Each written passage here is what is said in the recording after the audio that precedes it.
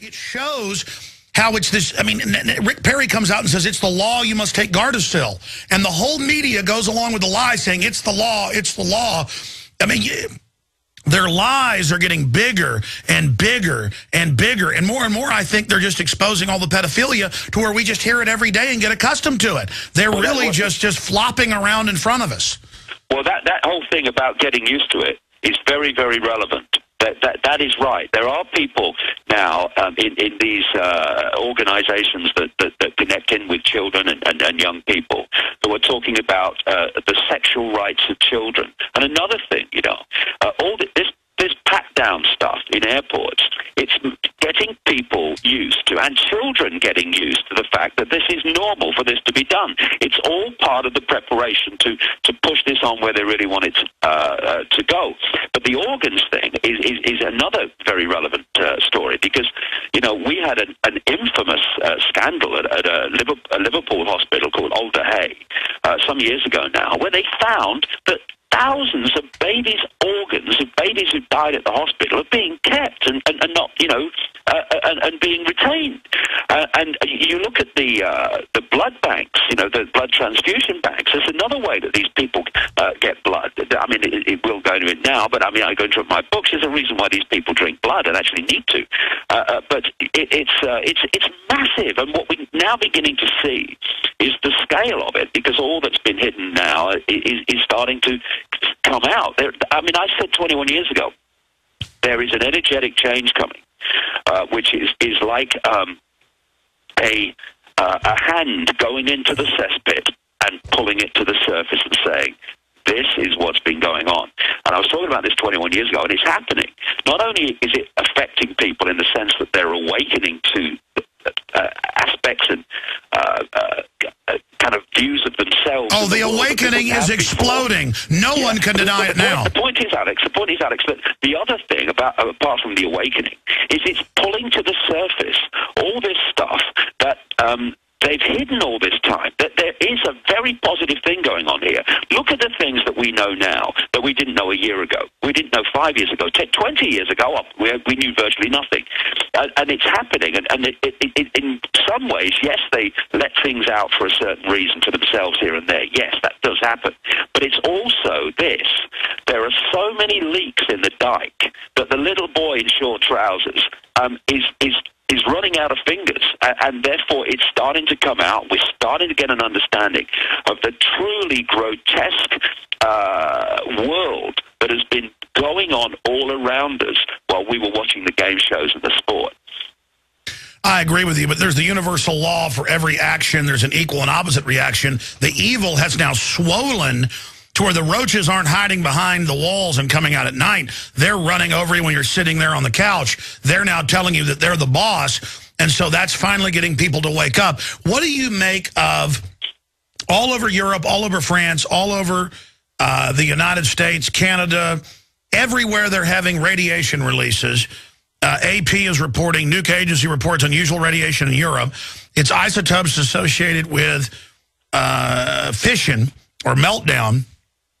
And they're now saying DU is good for the troops. They're using it everywhere. There is an attempt, and I've had Dr. Busby, who's a chemical physicist on, and he says a lot of his colleagues believe it's an attempt to reduce fertility because nothing works better than radiation. But the point is, this can't just be accidents. Suddenly, the radiation's being released everywhere. What's going on with that? There seems to be an agenda to radiate the planet.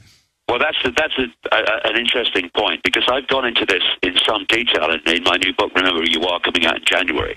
And I'm talking about this in Cleveland, Ohio, on tomorrow, Saturday, and then in New York next Sunday. This comes into my 10-hour presentation, because I've been ticking off for years and years and years the continual increase in the radiation that humans are being subjected to.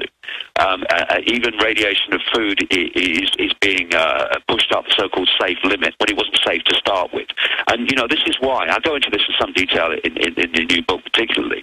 When Fukushima happened, I looked at it and I thought, this release of radiation is such a gift to this agenda that I can't believe it's an accident. And I explained why it wasn't an accident. Actually, it was done deliberately.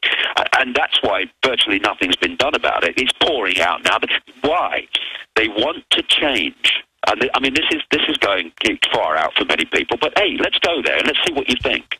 I've been coming to the conclusion for quite a time now that there is an attempt to change the atmosphere of the planet. Now, there is a vibrational... No, wait a minute. The White House science czar admits they've had a giant chemtrailing operation with barium salts, aluminum dioxide, other things, and that the, quote, testing's been secret, and that all the old-timers who tested it and said what it was were 100% right. They call it geoengineering the globe. They admit it's secret. They've got antenna farms, they now admit. They're spraying things. They're playing God. Yeah, well, all that you've mentioned comes together in what I'm saying.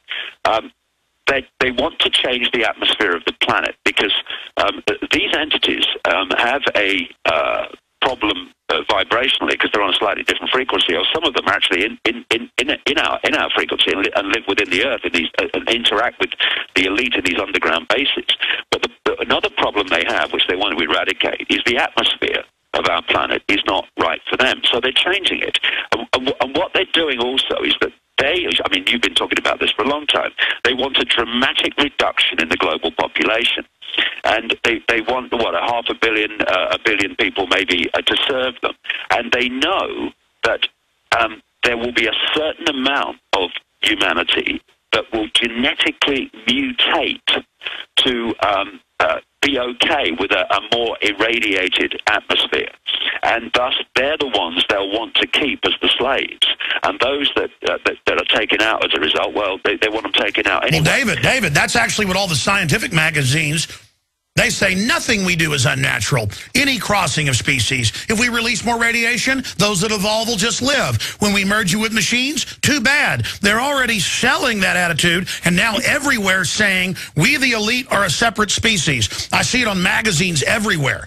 They're saying humanity is splitting into two. Yeah, yes, and they want to develop a mutated humanity that will take the atmosphere that they want to bring in, the change they want to bring in. They're bringing it, my goodness.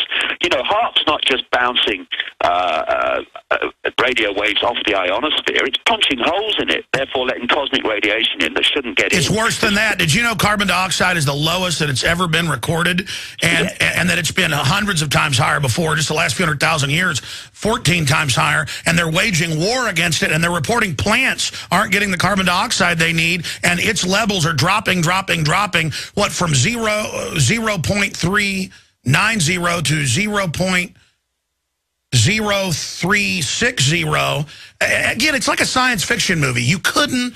Well, let me bring up that science fiction movie scenario to you, because the first Arrival movie, starring Charlie Sheen, had the theme of reptilian-type entities who had taken over NASA, who had taken over the positions of power, and were changing the atmosphere so they could live here because the atmosphere didn't suit them as it was. And that theme is exactly what is happening. I had Tell you what, stay there, David. This is we got to get into Iran. This is some wild stuff, folks, but they are doing this to the atmosphere.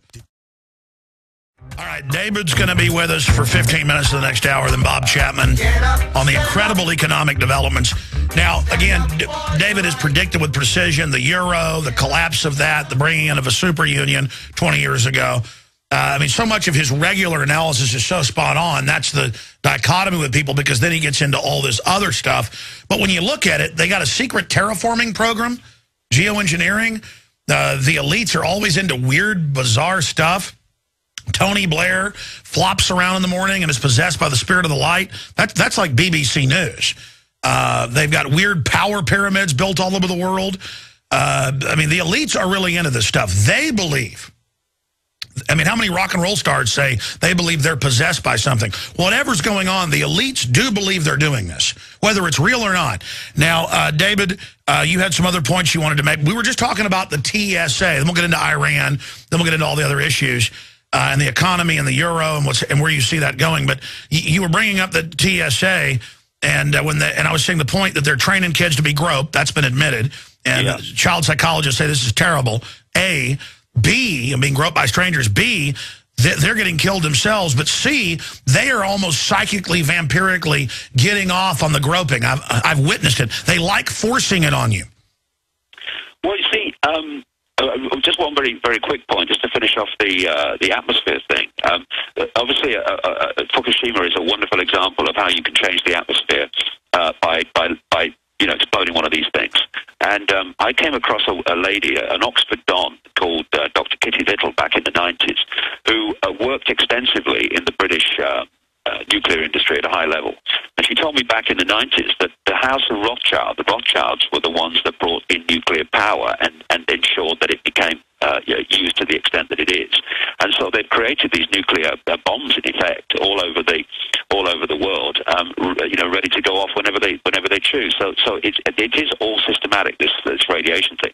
But again, talking about radiation, another form of irradiating us are people that now fly without taking the pad down. And one of the ironies is, I've said many times, these people in uniform, they think they have power, but they don't. In fact, they're pawns in a game.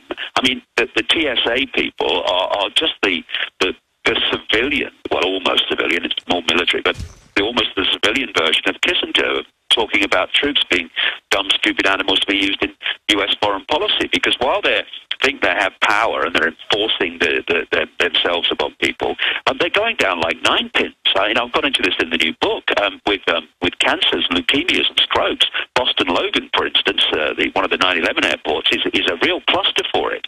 And they're going down because I've said to people as I go through these TSA things, I said, you're irradiating the people, but you do know that you're being irradiated cumulatively every day when you come on every shift, and it cumulatively has this effect on them, and so they're getting killed. And the other thing is that I noticed some time ago, Alex, that in Britain and around the world, but Britain, because I've lived there and I've seen the change, that a very, very different type of person in uniform and person in dark suit administration was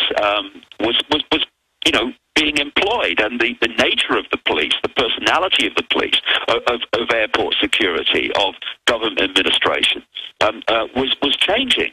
And I wondered, I know they've done it, but how have they done it? And what I realized is that they do something called, among other things, something called psychometric testing, which is a way of asking questions like in job interviews to glean the person. No, it's on record. They hire dumb, power-seeking thugs and control freaks and moron Dudley Do-Rights. Yeah, and the two characteristics thereafter, and anybody who's been interacting with law enforcement and government administration and the TSA and stuff will understand this. One is a narcissistic personality, which is described as a psychological condition characterized by self-preoccupation, lack of empathy, the repeating... David, stay there. Back in 60 seconds, DavidIcke.com.